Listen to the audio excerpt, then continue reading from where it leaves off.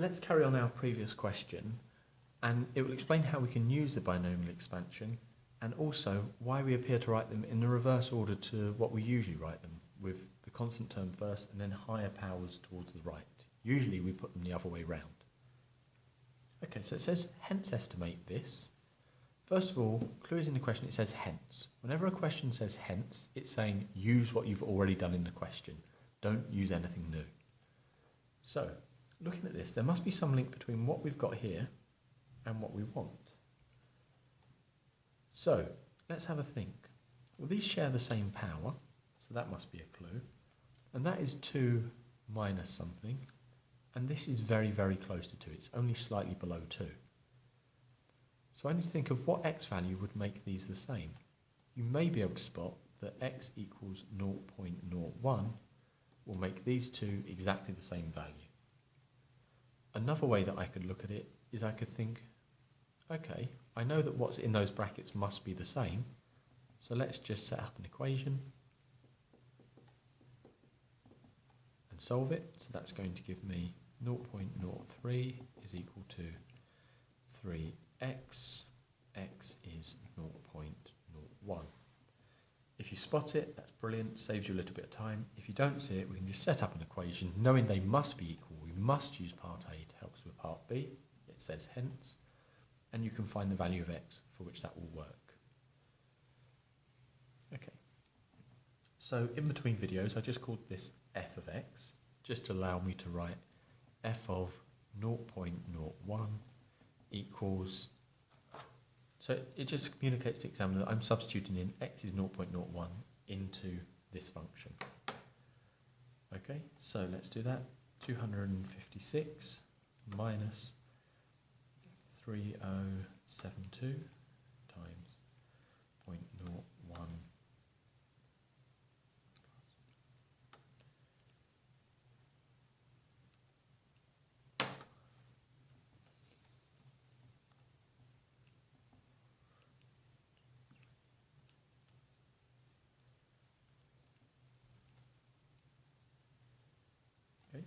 So we type all that in and we get a number.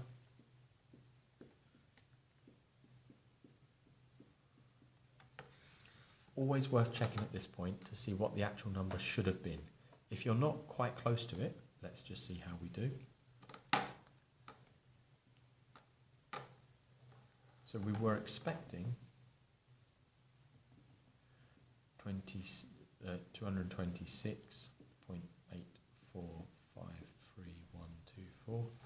We've got this. You can see that they're pretty close. In fact, they are accurate to 2 decimal places. Only that third decimal place is a little bit off. If they're not very close, it may be that you've got a term wrong up here, or probably the most likely error, you've just typed into your calculator wrong.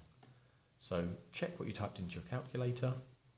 Just have a look through, make sure it's exactly the same as what you wanted to do. Maybe you've missed a button, maybe you've put plus rather than minus. Have a check. If that's wrong, there's a mistake somewhere. Come back to it later on in the exam and know that you need to restart this question. Okay, but for now, that's close enough. Why did this work? And why did it work for a close value of x? Well, we've only found the first few terms in this expansion. That means that we've ignored everything of x to the 4 and higher.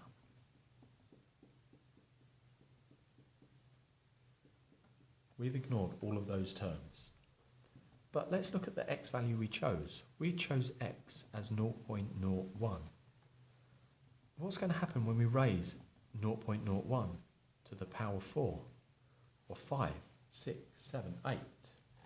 If we look at those numbers,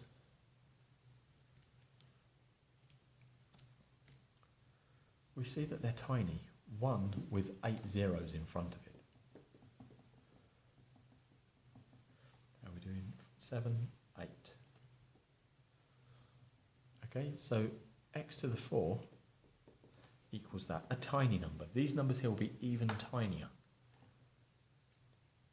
So it doesn't really matter what the coefficient is. Even if the coefficient is in the thousands, this number will be in the millionths or less.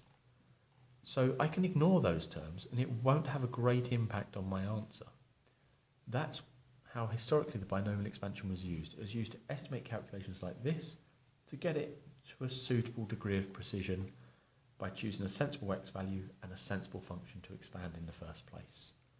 Okay, that's how we'll be using it, to estimate values to a suitable degree of accuracy, just using the first few terms of our binomial expansion. Okay.